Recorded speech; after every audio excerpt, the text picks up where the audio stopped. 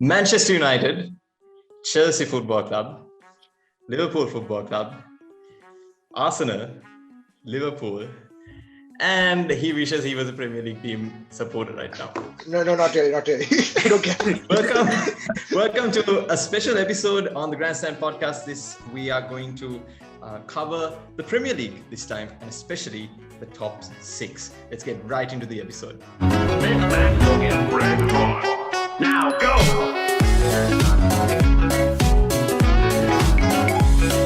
So we have 3 guests on the show for the first time in Grandstand Podcast history. Dulana joining us from Australia, Hariesh joining us from Canada, Sandaru from Sri Lanka, France, Abhishek as usual, and the both of us are going to be from Sri Lanka. So it is worldwide, this thing. We have people from 4 parts of the world, literally like global coverage. Feels good. But let's get right into the episode. We're going to be talking about the top 6 in this episode. Loads of banter, and we start with some banter for y'all, with Liverpool. So why have Liverpool been struggling this season? Of course, there are 2 Liverpool fans here, myself and Sandaru.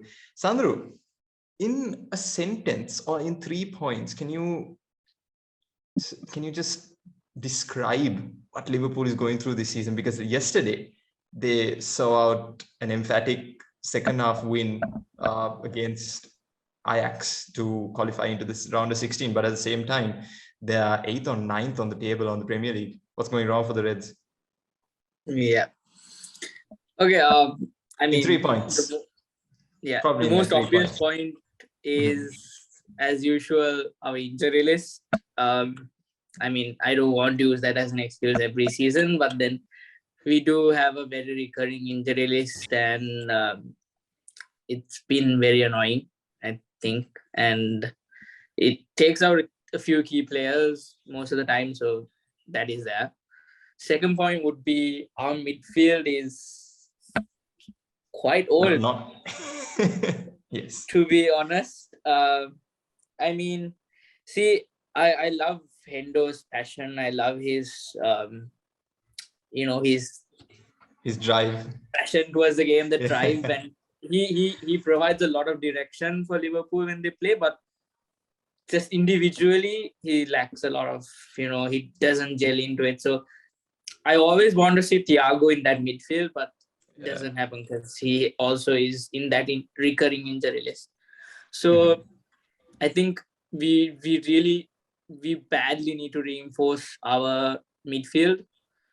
And also, I think I really miss Mane, to be honest. I think it was a very... I don't know. It will take. It's kind of unfortunate, of course. It was because Bayern got him for a bargain, but we could have pulled off one more season with Mane. I don't know, because I don't think we have covered his place. I know he was a left winger, and we got Diaz, and Diaz has been phenomenal. But then Mane was more than a left winger for us. If you want Mane to play in center, he would do that. If you want him to play on the right, he would do that. That's how good Mane was, and I think that keeps a huge void in the team, and accompanying our main tactic, which is the gegenpress, that is missing a lot. So I think we have got a few good signings. Nunes needs a bit more time, but I think I saw glimpses of how good Nunes can be yesterday's match. He missed a sitter, but then the drive for him, and he was always on point till he got that goal, which was a really nice header, if you saw. Yeah. I think Nunes has that drive. He's under pressure. He's been put on the spotlight. So I think he will get out of this, the small rut he's going through. Yeah. And one thing is that Salah is not firing. And I think Salah is not firing because...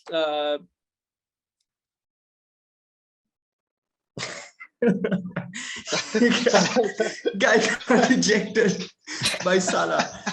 But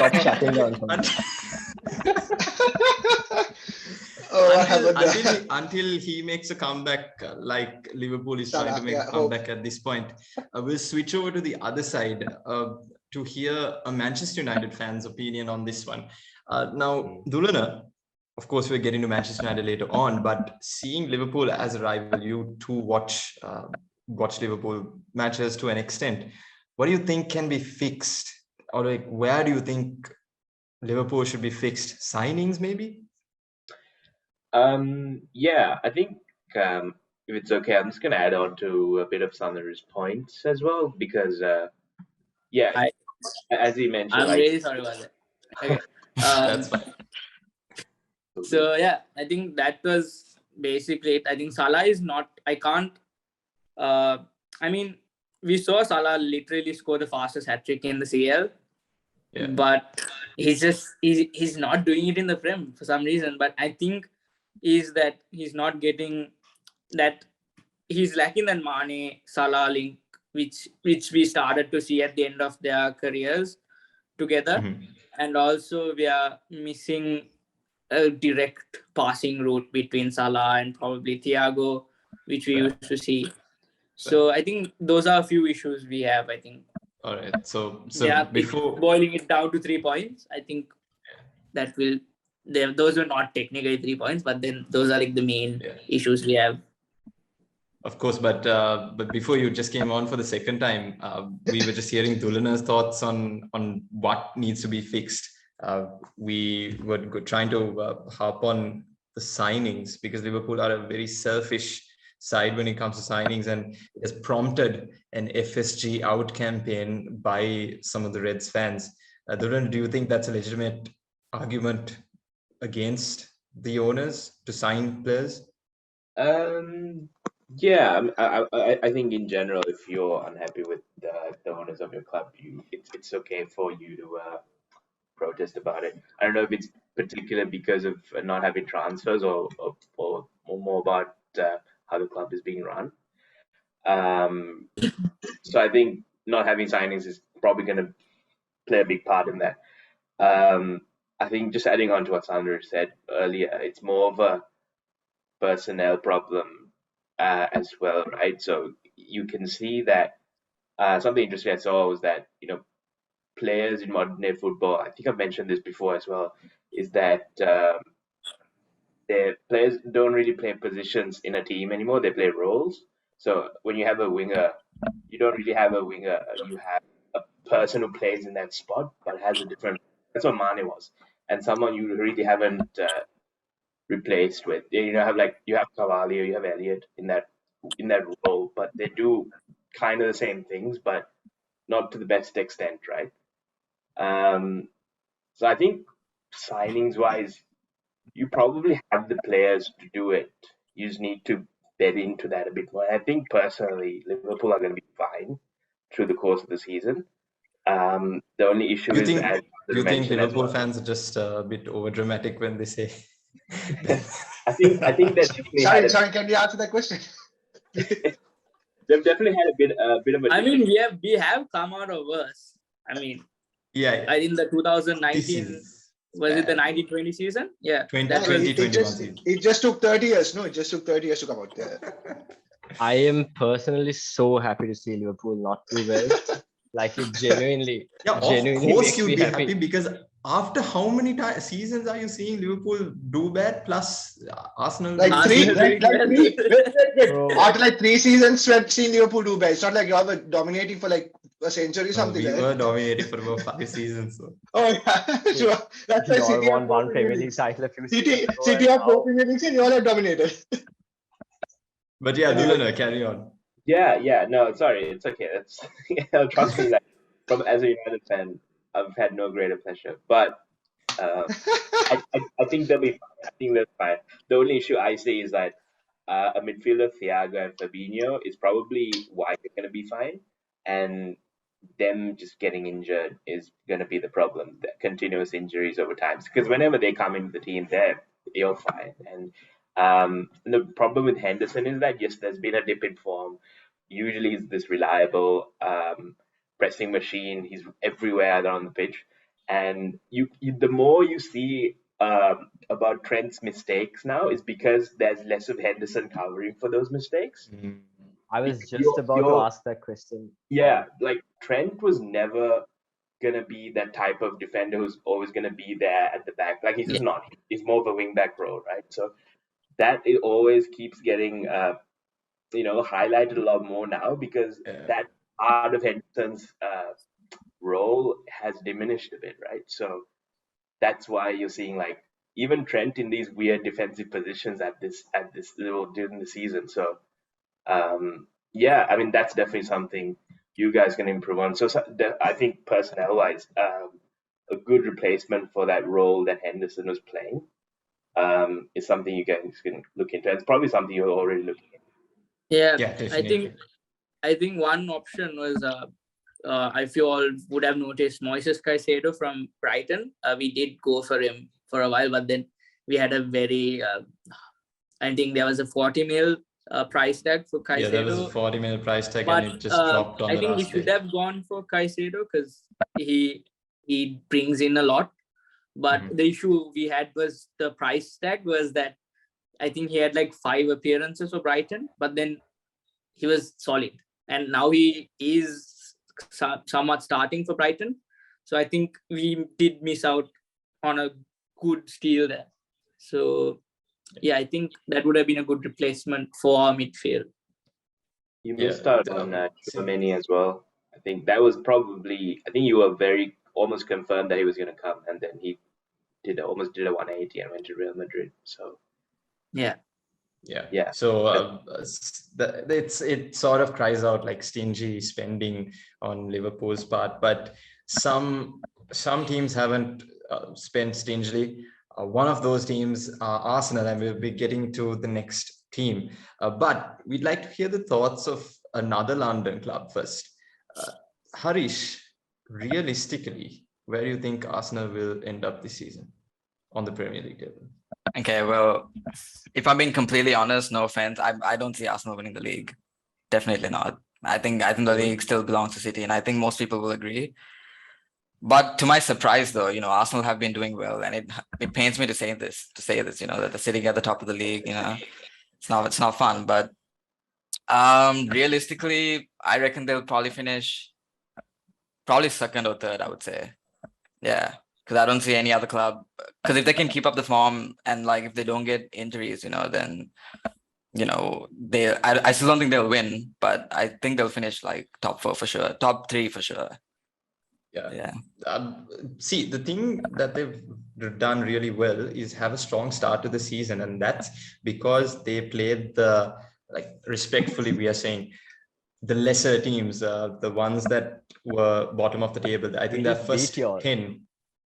No, the start of the season. He's right. Anyway in the second half. No, he's right. He said the lesser teams. That's correct. Half. He's correct. No problem. I get you, bro. Yeah, he's on point. But no, legit point is that until y'all got beaten by Manchester United, y'all won those matches, and that's something that a good team does, win the matches which they are supposed to win on paper, and that's was pretty obvious at the start that y'all had a good start. But asking this from an Arsenal fan, Shavin, do you think y'all will actually win the league or fall to City's dominance? Personally, firstly, I'm very happy with the way that we started the season. It's nice to see. I mean, to win, 9 games out of 10 and whatnot. But I will honestly be happy if we qualify for the top 4. I think if we get top 4, I think that would be success for me, because we haven't been in the Champions League in quite a while, and you don't really go from 5th to winning the league over the course of one season. Exactly. Yeah. So I think last season we saw glimpses of what this team can do. We saw what Saka can do. We saw in certain games how this team can play, but we didn't see it fully. But I think now we are seeing it fully, and we are seeing what Arteta's vision is of playing all these young players and getting the best out of them. I think Martinelli has been exceptional this season.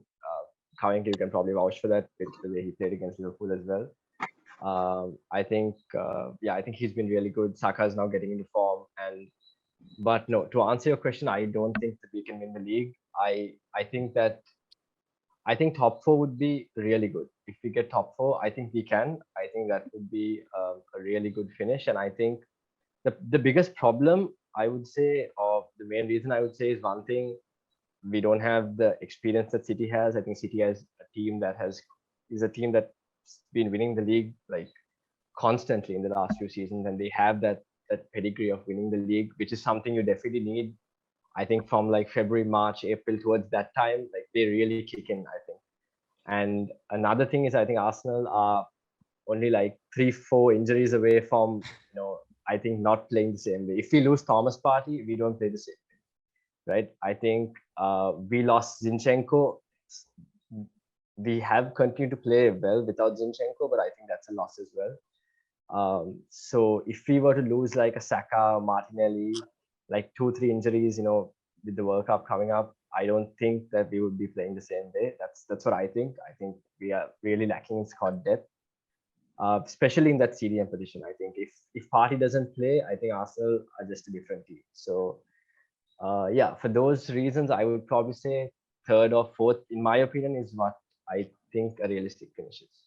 Just like to get the opinion, actually, just the points of everyone. I know we are going into a top 4 prediction later on in the episode, but Abhishek, like in a second, where do you think they'll end up? A second. In a second, like meaning, in second, you want me? No. You asked me in a second to give an answer. Okay, fine. Yeah. I'd say 3rd. 3rd. Dulana, where do you think they'll end up? 2nd. Harish? 2nd as well for me. 2nd as well. Sandaru? I just want to point out that my predictions have been sort of okay with the World Cup, so I'm feeling pretty good about this. So I would love T20. Arsenal to win it. Mhm. I would love Arsenal to win it instead of City, but then realistically, Bro. realistically, a 2nd. I'll be honest, man. Like these Arsenal fans, they don't know what success is like for the past like few years. You want them to get on that success podium, and then they'll be as unbearable as Liverpool. That's danger, bro. Yeah. Getting a 2nd itself, getting Champions League football at this point is that success podium, Kavika. Oh gosh, yeah, probably. But yeah, it was a good point made by Shavin that getting Champions League would increase. First of all, it would increase the revenue. Increasing revenue means that you are most likely to buy the better players in the market. So you all can reach for players who are worth 60 million, 70 million. But personally, I don't think that they should really go for stars, because I think Arteta has built this team around youngsters and around a team that usually work well. I think it's a good system. See, there's no point in trying to get this one guy who is an outstanding player or something. Maybe you can, if it's a guy who's going to make a difference, but you need to be very careful in this situation. You have built a team that trusts each other, who play well with each other, who understand their game. And it's important to really identify a person who can only make it even better. Something like what Haaland has done for City, because Haaland has been just the final jigsaw in the puzzle. Because City are a team that knows how to create chances. They just needed a guy to finish those chances, and they got Haaland. So Arteta and the Arsenal board, like I said before, who have done a very good job. They just need to make sure that now they build on this. There's no point in just buying a player. Basically, what Bartomeu did with Barcelona, buy a player just because of the name. You need to be very careful. Okay, why Shavin? Why? What are you? Yeah, no. You have PTSD. Shavin gave a look. Shavin, yeah, I have PTSD. Of course, I have PTSD. But no. Actually, speaking about Barcelona got, no, don't talk about Barcelona. No. I'm not going to speak about them. This is a Premier League episode. Plus, we're not going to speak that much about the Europa League at this point. No. But we have to touch up upon a club that lost to. They lost to Barcelona in the transfer market. Pretty sure they won't lose now if they played a 90 minutes match against Barcelona. No, Chelsea FC. Chelsea FC. Harish. Well, it's a mixed. It's a roller coaster season so far. We are not even in December. So y'all got your signings. Y'all got Koulibaly. Y'all got Raheem Sterling. Y'all got Aubameyang. But at the same time, you lost your manager who won you all the Champions League. Is Graham Potter the right move for Chelsea?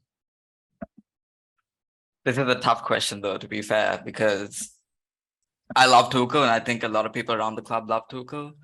And with Todd Bowley and his gang kind of coming into and like sacking everyone else from the old regime is a bit. It's a bit, he's just here and like he doesn't know football. He's American. I'm probably using the stereotype against him here, but I don't know. I like it's just for me. I'm gonna back the owner at the end of the day. He owns the club. Like it's their money. I'm just a guy from Sri Lanka who gives a shit. Like so I'm still gonna back him, but like.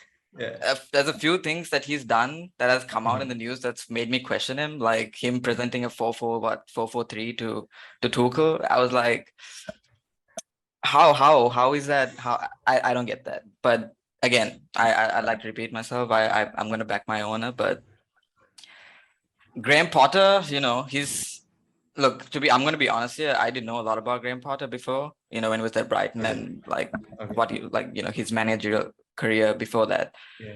But I have a couple of friends who are like really into like the whole managing scene and stuff, and they tell me really good stuff about him. And usually, that's just the general consensus, right? Like even pundits and like everyone around football really talk positive things about Graham Potter, possibly because he's English, and there's not really a lot of English managers in a top Premier League club, so that's probably some bias there. But so far I've seen some games. I've seen some good games. He's only drawn he's still unbeaten, I think, and his record is the same as Tuchel so far when Tuchel joined and took over from Lampard. And we all know how that season ended up, right? Do we? So you never know. Good You omens, never good know. omens. You never know. Yeah.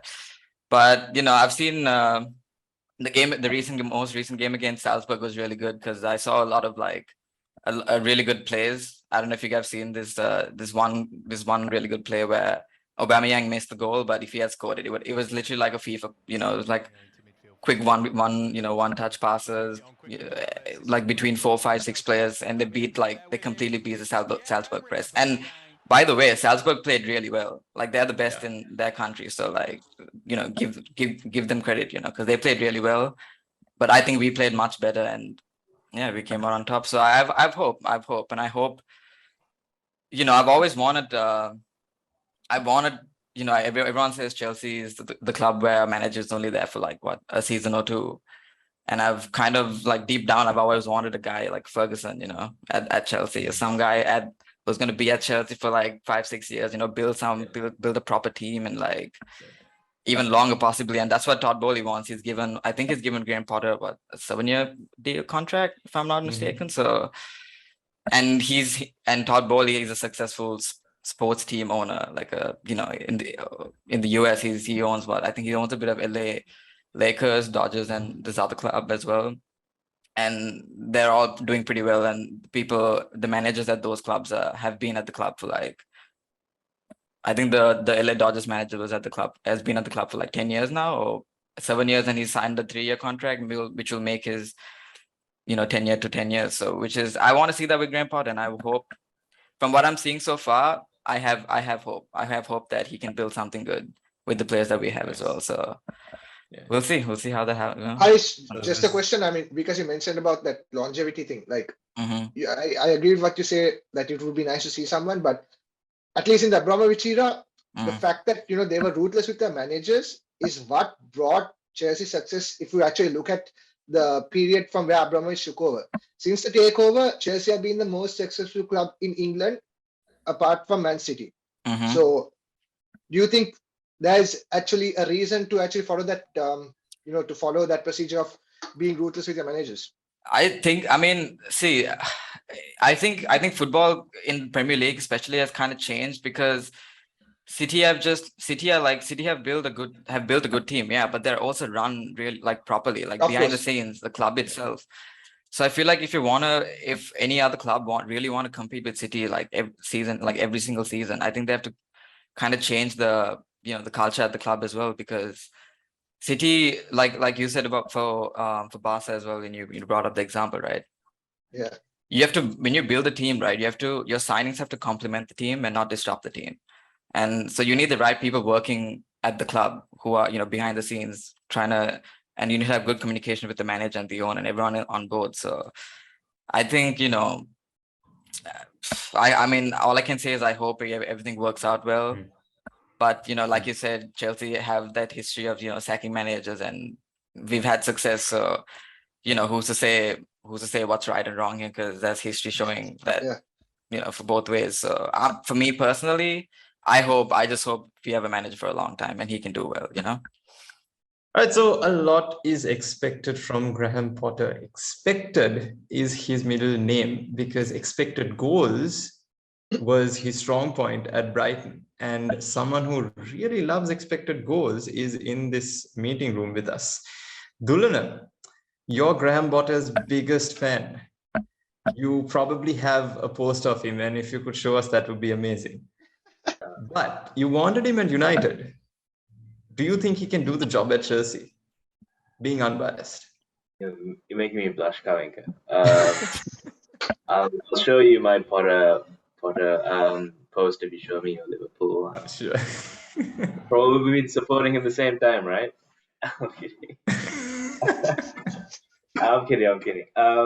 No, look.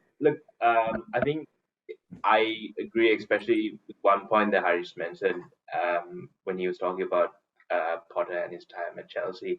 It's that if Bowley doesn't get too involved in the whole football side of things, I think he's going to have a lot of good success. And I think he's learned that over the past month, and he's like slowly fading away into the background.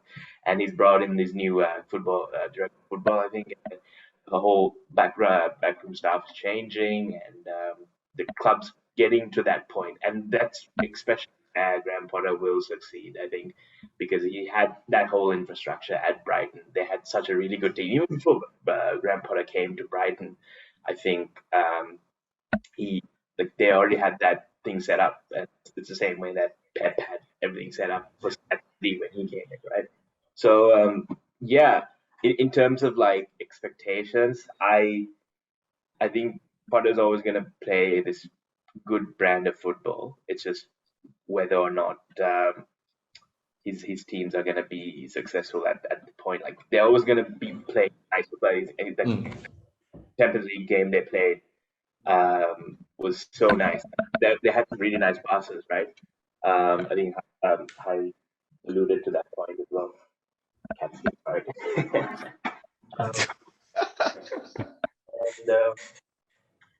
What's its name? Graham or Potter? It's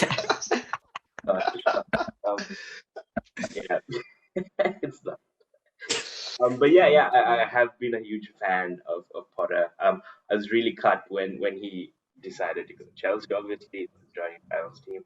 But I'm still going to uphold the fact that he's probably going to come to United one day when Chelsea do sack him, Of course. After winning back-to-back Champions Leagues, after winning back-to-back Champions League and the Premier League, when he gets sacked, yes. That's even better. So systems is one thing that Graham Potter has done to succeed at Brighton, and I think it's inevitable that he will succeed at Chelsea. Only time will tell. But systems has also been a talking point in this team's recent success with their match-winning streak. Manchester United, they were in need of a system, and they have a system right now, a very strict system with Ronaldo being on the receiving end of it. Well, we'll head to Dulana in a while, but Sandaru, man, being a Liverpool fan, seeing Manchester United come up like this, bloom up again, and also getting that 2-1 loss at Old Trafford. What do you think they're doing right this time that they haven't been doing right for the past 10 years? I think I feel like the rotation has been very consistent. I feel like I saw their midfield at United being slotted in and changed a lot, and there was no proper flow and no consistency with the lineup they had. And I think that has to, he has now, I think Ten Hag has found a few people to go with. And, we have seen a few players that he prefers. And I mean, I'm not one for favorations, and I'm not one for, having a set of players that he can rotate with. But I think Ten Hag has started to do it well. I think he has this set of few players that he can rely on. And earlier it was only 2 or 3, but then he has started to found like there are consistent people who are giving good performances day in, day out. You get, and we have, we have Lisandro Martinez, I think, bolsters up United's defense. And I think we had a issue with Maguire, so I feel like bringing in Martinez was it was a bravo. I think he just works really well for United and how they play. So I think bringing in a bit of Ajax to United just worked in their favor for sure. Yeah. So United seems like they've got the dog in them. But Dulana, Ten Hag, right man for the job, of course. But realistically, as a United fans, seeing them play day in, day out, what do you think their expectation is for this season? Even winning Europa League, maybe. I think there's a long way to go. Still, I'm seeing glimpses of it, and that's just it, really. I still don't think United are playing in a system where Ten Hag really wants to play in. You still see a bit of the reliance on counter attacking, reliance of pace a lot in the past few matches that we've played, and we also don't have a really proven goal scorer at this moment. Except for Ronaldo, of course, but as in the moments he's played, and especially in the moments I've watched him play, he hasn't really been up for it. And yeah, there's thoughts he can play against lower division sides or in the Europa League as well. But yeah, I mean, I don't think he's gonna be a long-term option for United anyway. 38 anyway. It's not really an out-and-out goal scorer. So he can play in that spot all he wants to, but we're not going to get the same output as we would with a poacher as well. So there's a lot to do, right? And the expectation, I think, is we can get top 4. That's massive. That's a massive win. Yeah. I have a question for Dulana. So I think since Ferguson left, United have had 100, 200, 5? 200. Let's get I think maybe Moyes, Van Gaal, Mourinho. Solskjaer. I don't know if I'm missing anyone. Carrick. Carrick Ragnick as well. Yeah. Ragnick. Ragnick. Oh my God. So I mean, I don't know. I personally don't know if United have turned a new leaf or whatnot. They are still 6th on the table, 5th on the table, maybe. Something like that. And I don't know. I mean, do you see a difference from Ten Hag in comparison to all the other guys that came before him, just from the short spell of the game? Yeah, I think look with Premier League clubs, you never know, right? You can get the sack anytime, and I think as soon as we start spiraling, that's going to be a problem. He's going to be under a lot of pressure if we do spiral. Touch wood. But yeah, I have seen a bit of a difference. I think he is a bit more ruthless. I think he's given the hairdryer treatment to Ronaldo, which is something I think any of the past managers would have. Maybe Mourinho, for sure. Any of them would have not really been happy to do. And at the same time, he's also, become. He has an understanding with the rest of the club that this is gonna be how I want it to be done. I think he had that agreement in place before he agreed to join anyway. So yeah, I mean, lots of positive things. But yeah, I mean, hopefully he gets backed and he gets the personnel he needs, and he also just gets back in terms of patience, I think. I think for United, personally, they've had this problem before. I think when they had 2 of the best managers in Van Gaal and Mourinho, they had the problem where the board didn't really back them, because Mourinho did we laughed when he said it, but it's kind of true right now when he said that the biggest success he had was bringing the United team to 2nd place in the PL, which is true, because after that they didn't have anything to show for themselves. But he didn't get backing from the board. You know, he wanted signings. The signings you saw the signings Solskjaer got with people like Maguire. Okay, Maguire didn't really work out well, but he got backing from the board. Mourinho didn't. But we've seen the board now change that tune in that sense and get few players. And right now, what United need is not to repeat what they did with Solskjaer, because we saw the same thing with Solskjaer, where they had a bad loss or a bad run of form, and it was a reaction. I said this before. There was a reaction. They went on a crazy run, and it was brilliant to watch. But it was never sustained. They would go on that brilliant run, and then one bad match, and they would spiral, just as Dulana said.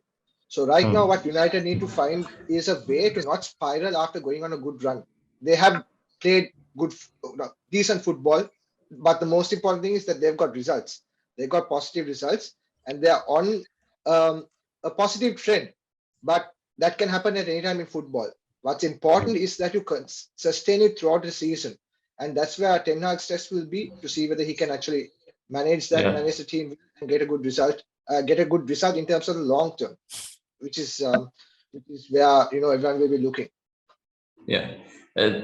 So, of course, Manchester United, everything hangs in the balance for now, because it's only October, the end of October, there is the World Cup. So we need to see how the World Cup plays, or everything goes for a 6 when the World Cup gets thrown into this, because there's going to be a month's worth of international football, and then maybe about 4 or 5 days of a break. And then again, players are going to get thrown back into the mix. Hence why there are 5 substitutions this season. But talking about players and talking about Qatar, the Gulf region, we're going to head into a little bit of bonus segment, straying away from the big 6. Newcastle United, they were taken over by the a Saudi-backed company, and backed by the Crown Prince of Saudi Arabia. And they've been going well for now. They are actually 4th in the table. They're top 4. They played 12 matches. They've won 5, drawn 6, and lost only 1, impressively. And now on 21 points, 7 away from Arsenal, but Arsenal do have a game in hand. Guys, I know it's a bit of a novel topic we're talking about Newcastle, because they've always been a mid-table side, and I think they got relegated about like 10, 12 years ago. So them getting money is like, man, I say, okay, no, I'm gonna stray away from money. That's one thing. I was going to say it's like Actually getting money, it's like North Korea getting nuclear missiles. Well, that's supposed to be. Harish, you can cut all of that off. What? Because you don't know what they're going to do with them. You don't know what they're going to do with the money. You don't know what North Korea is going to do with them. Wow, that's so cold. Okay, so it's okay. No, keep it. We can get the views. Actually, keep it. Yeah, I just realized that we completely forgot about Spurs when we were doing the script. We completely left them out. Actually, we'll do it. Spurs are shit. Forget about Spurs, man. Spurs, they're doing what they are used to do. Bro, Spurs, everyone were actually putting their forward to win the league this season. Oh my gosh. Spurs had their best start to the season, I think, in a long time, or in the first time in their history. And they had the signings. And then lost to Newcastle over the weekend, 2-1. They weren't playing that great. Son Heung-min. Okay, the guy's nice, but why doesn't he get stick the same way Salah gets stick for not scoring goals, man? Like, because you know why? Because it's because of the fans. Usually you see Liverpool because fans. Spurs fans don't hype Son up the way y'all. No, I was going to say that. I was going to say there are no Spurs fans. I think Spurs. Salah is Kane, so I don't think it's Son for them. Yeah, so it's always Kane for them. I was going to say that there are no Spurs fans. That's why you don't hear anything about Son. But okay. No, I know a Spurs fan who thinks they're going to win the league. Harish knows what I'm talking about. Except for every year Yeah, they're gonna win the league. but we're clearly going away from this topic. We're supposed to be about Newcastle. I'm sorry for Spurs fans. Of course, if y'all want to talk about Spurs, you can do so by just mentioning yourselves as Spurs fans right in the comments area. We can totally get you on board and talk only about Spurs when we can. But we're going to talk a bit about Newcastle. Of course, they've been peeped to get Mbappe. They've been peeped to get Ronaldo. He goes like just names just being thrown. So just want to get like, Harish, have you watched Newcastle this season?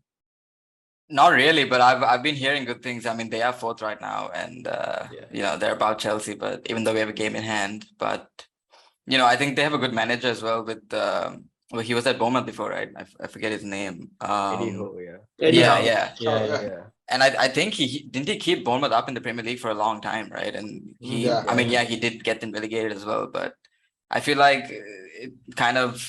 I mean, again, having not like I don't really follow Newcastle, so from the outside to me, it seems like it was a good choice of a manager, because I think if they're trying to build something like like a big project like City, or like, and trying to get the club running well, like like City, Brighton and stuff, and what Chelsea are trying to do. In terms of that, I feel like, I mean, why not give Eddie Howe a chance, right? So we'll see. Personally, I don't know. Maybe it's just me, but I feel, I mean, listening to the stats, because I've not watched Newcastle at all, but listening to the stats you gave, if it's 5 wins and 6 draws and 1 loss, and they're fourth, that just speaks about how the other teams are not really playing well, I would say. But I mean, that's just what I feel. But yeah, with regards to Newcastle, it will take time. Obviously, it's not, they're just not going to get money and then suddenly win the Champions League and win the Premier League and dominate English football. But it has to start somewhere. And we see with City, I'm not saying that City is a club like Newcastle, with all respect. City had been English champions at one point in history, I think in the 60s, at least once or twice.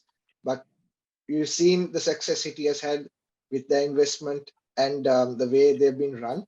So maybe in another 5 years, 10 years time, we might have Newcastle gunning for the Premier League. You never know.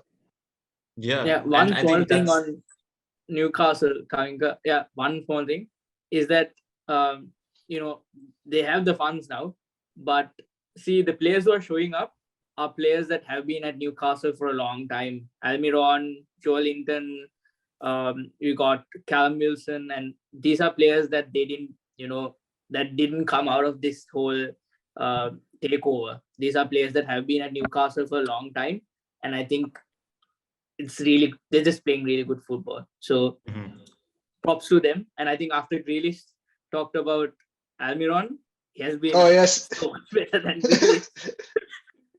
Yeah, so just for context, Grealish said that he'd take Mahrez over Almiron, and then ever since then, I think, and since then Mahrez has missed so many penalties on that match, like the last match with Villa, he said that Grealish played like it was Mahrez played like Almiron. Number one. We have to take him off the pitch as soon as possible. What else? Yesterday. What else? Almiron. And Almiron has never been the same since. Yeah, he's been much better than Mahrez. Mahrez at the moment, and Grealish for sure. But talking about City, another Middle Eastern backed club. Pretty good things for them so far. Haaland, Alvarez, Kevin De Bruyne linking up with Haaland, amazing stuff. João Cancelo. So they've got a calculator at the back as well in the form of Manuel Akanji. But you can hear the pain in Kavinka's voice when he says Haaland. Man, honestly. Yeah. But hey, we did beat them. Well, Kavinka, I think y'all will have a chance with Mbappe, because I don't think Real Madrid will be going for him soon. We'll be able to afford Mbappe's right boot. That's what we'll be. Yeah, that's the only problem. Sell half of the stadium, you might afford something.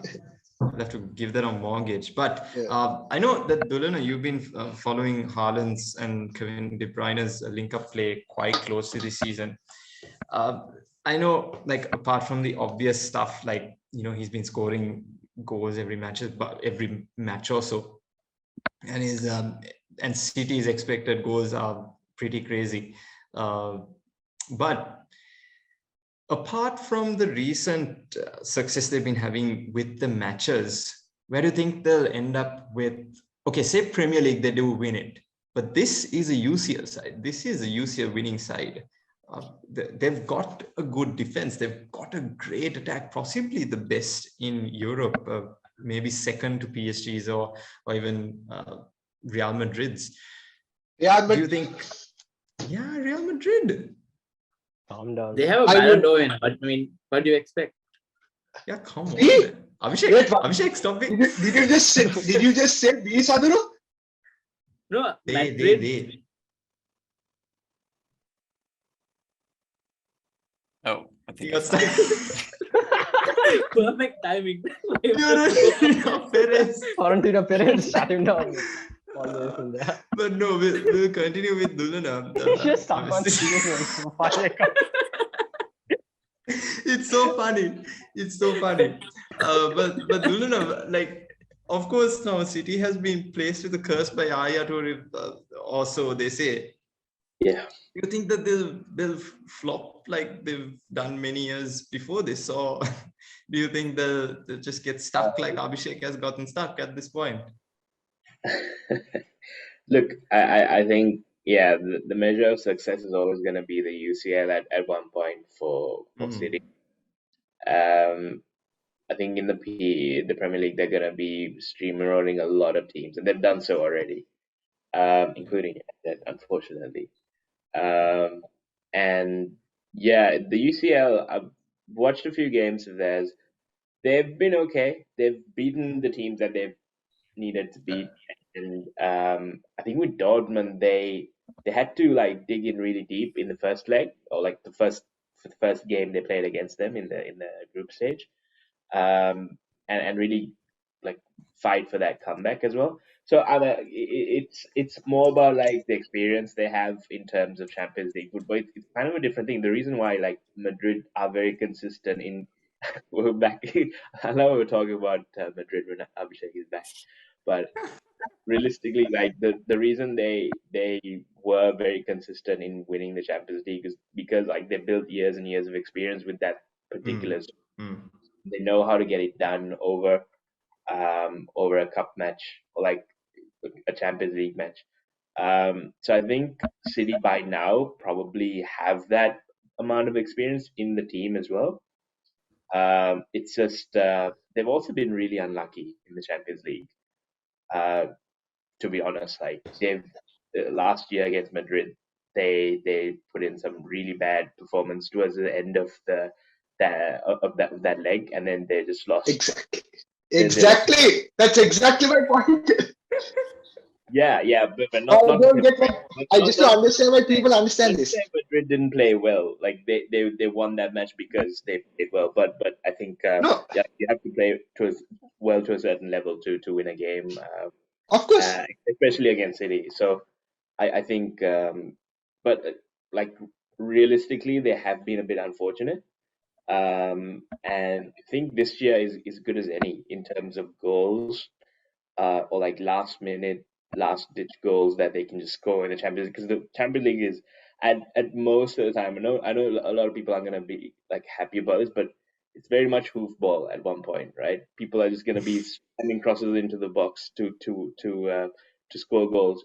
It's like any cup competition. Like you just trying to get that goal. It's not like a league game. It's always gonna be hoofball.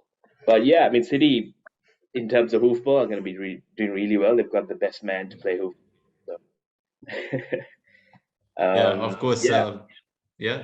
So Haaland, I mean, the guy's a machine. Recently, he got injured, so maybe he's not too much of a machine. But that ends that part of this episode. We're going to head into the My top four. argument. Well, your argument is the same argument as like almost every day, which is that Real Madrid Abhishek's aren't as argument is good that as Real That's just Madrid win, that's just but they really don't play well. No, look, I'm not going to deny, look, it hurts to say it, but I'm not going to deny that Real played brilliantly. Okay, they are really good at getting results, and props to them. They know just how to grind a result out of a game, but does not make them the best team. Is all I'm saying. City at their best, okay, can easily beat Real Madrid. Okay, there is no question in that. You can't sit there and tell me that City at their best cannot beat Real Madrid. I'm not saying that Real Madrid are bad. Dude, honestly, as a Barcelona fan, even though it hurts, brilliant stuff from Real Madrid to get results. They just know how to eke out a result. And that might be more experience. Maybe it's the club's legacy, whatever. But they are not the best. I think we need to do a La Liga episode, no? Yeah. Sure. But they're not the best team in European football. They're really good. I don't want to sound salty. I don't know. Abhishek from some place in France said it, not me. No, I'm not saying they're bad. Abhishek They're really Fernandez good from at getting results, but Valdemarca. they're not the best team. Why doesn't anyone get that? Abhishek, Okay, be Real honest. Madrid will win the Champions League, Club World Cup, and probably No, see, that's the the thing, La right? Liga. But Abhishek Fernandez from in Valdemarca, France, Sri Lanka will tell formerly you from otherwise. Yeah. See, that's the thing. If Real Madrid win the Champions League this time, again, it'll be brilliant from them, and it'll be hurting for me. But I will give them the due respect and congratulations. But it means that the other teams have failed. PSG have failed, and Man City have failed. They should stop playing football because there's no the way. last 13 times, or whatever they won 14 times, those don't matter. It's just Those times they have been on most of those occasions they have been the best team in the competition. So there's no taking it away from them. But last time City failed and Liverpool failed, in my opinion. Okay, to exploit a team that could get results but were not at their best. Real did what they had to do, and if Real win again this season, it will be a case of Man City failing and probably PSG failing. Because for me, I don't see how PSG and Man City can mess this up unless they have bad days, which has happened before. So again, the CL is up for them, for both City and PSG. And if Real Madrid actually, sorry, Kanka, but if Real Madrid win it, I won't take anything away from them. They know how to win games, which is amazing. But City and PSG have failed if they don't win. If either of those teams don't win the Champions League, in my opinion. I know I'm going to get probably comments from Avishka and all the other Real Madrid fans and stuff. But I feel like that's just the truth. Apparently, there's a stat saying whenever Madrid have scored, no keeper has kept a clean sheet. So I mean, I just got to But see, like just to refine Abhishek's argument minus the extremely high decibels you heard there, is that I think all Premier League clubs can look at Real Madrid as an example. You don't have to take Manchester City as an example because, let's be honest, they haven't won the Champions League. You can't take Liverpool's system at all because, for one thing, they don't have a club doctor. You can't take maybe Arsenal's because Arsenal haven't been good for a while. Chelsea because their managers keep getting sacked. Manchester United because, I don't know, probably because they have a leaky roof in Old Trafford. Spurs, you can't take Spurs as an example for anything. But like, the fact remains that Real Madrid have been successful, like even in the times they haven't won the Champions League, they've come to a semi-final or even not even final, but like quarter-final or final. So it's great what they're doing, like financially, and their stadium, by the way, the new renovated stadium, it's going to be so good. But that's the end of that Premier League part. But now we're going to head into the top 4 predictions, and this is going to be a quick fire one. So we're just going to be starting with the host. Actually, we'll start with the host. Abhishek, what are your top 4 predictions? No explanations, by the way. I actually forgot my top 4. Okay, wait. So Man City going to win it. Okay. Who was I thinking? I'll probably give Chelsea second. I don't know why. Arsenal third, and who are the other teams? I go United fourth. Okay. I don't know why I put Chelsea second. I just threw them there, but yeah. Shavi? I think Spurs are going to win. I'm just kidding. I think City will win it easily. I think City. Yeah, I'd probably say City, Chelsea, Arsenal, Liverpool. You actually Oh, included I forgot Liverpool. Liverpool. I forgot Liverpool. I forgot. I think Liverpool. I think Liverpool will make it. I feel. Yeah, Liverpool will make Okay, it. Sorry, I just alter my top four and take Chelsea out and put Liverpool. Yes. All Okay, right. fine. All right. Sorry, Dulana? Harish. I don't. Jeez, man. Okay, Taking okay, okay, Chelsea out. okay, okay. We'll see. We'll see. We'll see Yeah. at the end of the season. We'll see. Harish, you had the Yeah. receipts. Yeah, I do. I mean, my predictions. Well, I already said City's gonna win, so City's gonna win. Yeah. Mhm. Arsenal second. I'm gonna say Chelsea third, and United finish fourth. All right. Dulana? So I had it put down as Liverpool, Chelsea, Arsenal, and City, bottom to top. Bottom to top. Bottom to top. Oh, okay. Yeah, that's in the first half. he had us in the first half. Yeah. Not gonna- Yeah, But yeah. Sandaru. Yeah, City's gonna win it. Arsenal probably second. I'm gonna push Liverpool to third and Chelsea in fourth. All right. And It'd my be ones pretty are gonna funny be when Arsenal wins the league, right? You know, We I have already something to concluded say. it, so. I have something to say. The last time we did this on an episode was, I think, just With- before, like when the Lakers were supposed to win the NBA, Yeah. and that season, I think the Bucks, like they were sure shot to win the NBA, and the Bucks won. So I'm just saying, all of us are gonna predict City. Let's see. No, but I remember last time when we did an episode failing clubs. not yeah. failing clubs. We did with Silambas actually. We did an episode with Dulana and them, and we actually most of us did predict City to win, didn't we? I know we predicted some people predicted Spurs to win, but most of us predicted City to win, and that came. Yeah, it's Yeah. unreal. But I think I'm gonna save. Actually, my top four is Oh yeah. it's City, Arsenal, Manchester United, and Liverpool. Wow. Okay. So, yeah. Big disrespect there to Chelsea, but okay. Yeah. Sure. Okay. So I put them second. Thank you. See, yeah, you gotta, bro. Yeah, everyone's sleeping on Chelsea, bro. You know, at the start of the season, everyone's saying Arsenal's gonna win, City's gonna win, Spurs are gonna win. Come on, man. We're still here. We're still The here. only reason, I don't know, maybe Graham Potter might be a change, but Chelsea had a massive overhaul last season and didn't really do anything with it, did they? I don't Yeah. think United make the top four person. That's my, I don't know, hot take or whatever. So into the last part of this episode, and I think I'm going to save everyone's time. The Golden Boot. Can everyone, regardless of their team, agree that Haaland is going to win the Golden Boot? Of course. I mean, if Yeah, anyone else yeah. I wins, think we could just give it to him, stop the count, and just give it to him. Oh, yeah, Yeah, literally. it's, like, Literally. insane. But then again, he's injured and Kane's on 10 goals. So who and still knows? people Who won't knows? beat it. But yeah. Anyway, that was the Premier League episode. I think we're just over 1 hour here, but it's honestly up to Harish to do the final bits. Harish, you know what? Take your time. I'm going to say this in the episode. It's like take your time and put in this out, bro. Yeah, but that's that. We've gotten Harish from Canada, Chelsea fan. Dulana from Australia. It's maybe about 3:45 a.m. there, right, Dulana? Yeah, it's 3:45. 3. And we have Abhishek from France. That's a pretty decent time.